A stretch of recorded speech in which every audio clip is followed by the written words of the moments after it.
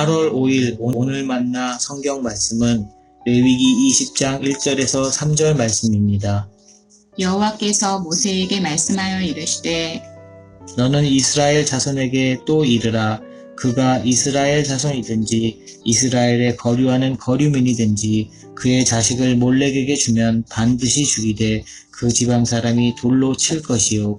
나도 그 사람에게 진노하여 그를 그의 백성 중에서 끊으리니 이는 그가 그의 자식을 몰렉에게 주어서 내 성소를 더럽히고 내 성호를 욕되게 하였습니다. 아멘.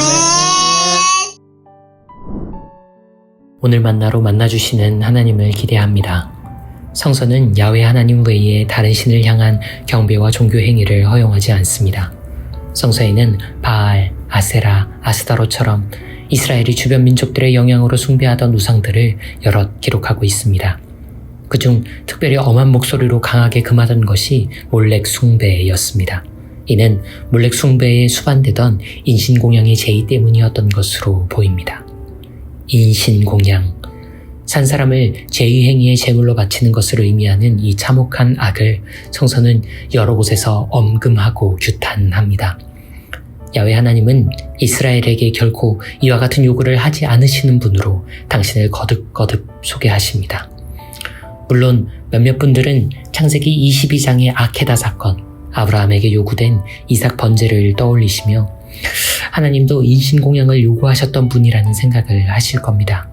하지만 성서학자들 중 일부는 오히려 아케다 사건이야말로 이스라엘에서 인신공양이라는 악을 완전히 근절하기 위해 고안된 고도의 신앙 고백으로 보기도 합니다.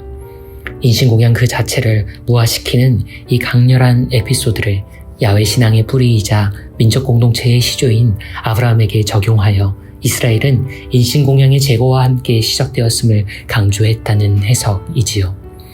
곱씹어볼 만한 견해라고 생각합니다. 이처럼 인신공양은 인간 종교 행위의 가장 극단적인 현상처럼 보이기도 합니다. 가장 소중한 것을 바쳐서 염원하는 무엇을 되돌려받는다는 왜곡된 종교적 투자 행위의 하나로 인신공양을 해석하는 이들이 많습니다. 그러나 아무리 염원하는 바가 간절하고 크다 해도 상식적으로 살아있는 사람을 제물로 바친다는 발상, 그것도 본인에게 소중한 대상을 제물 삼는다는 사고 과정과 실천은 도무지 이해가 되지 않습니다. 이를 왜곡된 종교적 열정으로만 풀어내는 것은 그래서 충분한 설명이 되지 않습니다. 대다수의 사람에게 가장 간절한 염원은 사랑하는 이들, 특히 그 중에서도 자녀들의 안녕과 행복에 잇닿기 마련일 테니까요. 이렇게 생각하면 인신공양, 특히 자녀를 제물로 바치는 몰렉 숭배의 제의는 상식적인 경우에서는 상상하기 힘든 전도가 일어납니다. 자녀를 도구 삼아 바라는 무엇을 성취하려 했던 이 인간 존재들은 과연 누구였을까요? 어쩌면 이들은 오늘날 우리가 매스컴을 통해 종종 목격하는 자들, 다시 말해 자기 욕망을 위해서라면 인간을 수단이자 자원으로 소모하는 반사회성 성격장애, 사이코패스였던 것은 아닐까요? 우리는 정기적으로 뉴스를 통해 인간 존재가 자행했을 것이라 받아들이기 힘든 끔찍한 범죄와 악행을 마주합니다. 자기 욕망을 위해서 자녀나 가족, 주변인들이나 불특정 다수를 인간이 아닌 도구와 수단으로 여긴 이들에게 경악하는 경험은 도무지 익숙해지지 않습니다.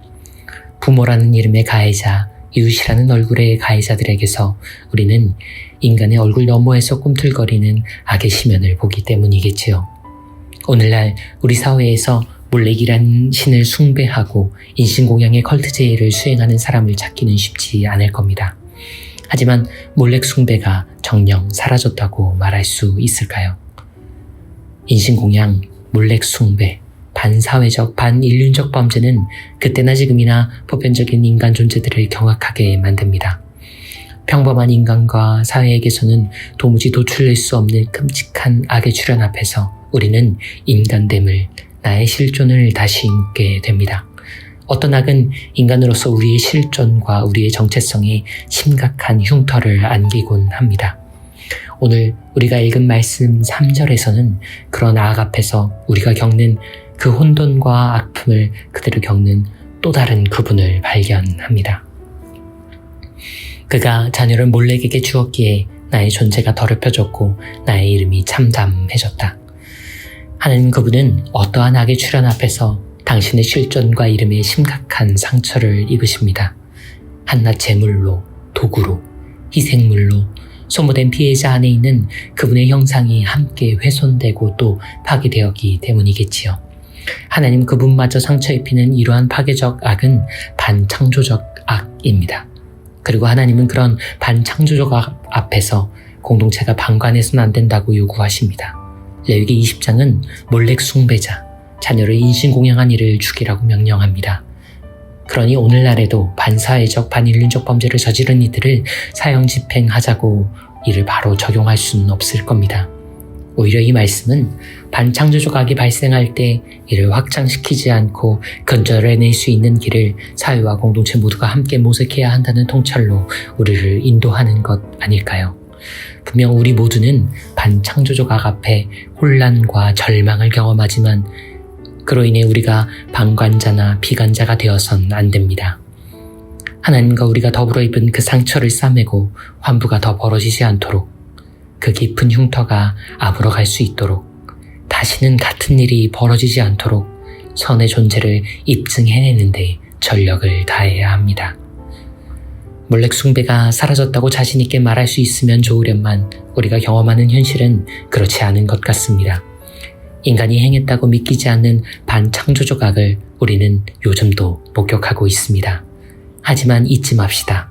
그 악이 우리 안에 무언가를 훼손하였지만 모든 것을 파괴하진 못했습니다. 그 악 앞에서 아연하고 혼란스러운 것은 역설적이게도 그 악이 결코 일상화될 수 없는 무엇이기 때문입니다.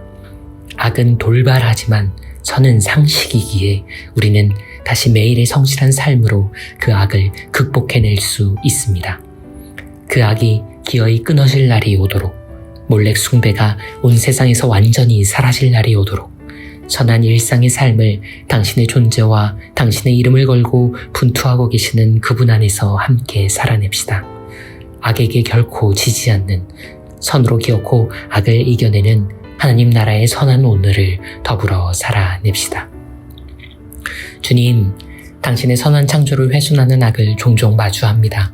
당신의 크신 은총을 가로막는 악을 종종 대면합니다. 그 악에 경악할지언정 무력하지 않게 하소서. 그 악에 당황할지언정 포기하지 않게 하소서.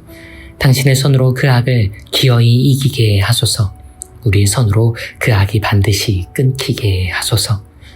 몰렉 숭배가 없는 그 세상을 지어가고 계신 승리의 어린 양 그리스도 예수님의 이름으로 기도합니다.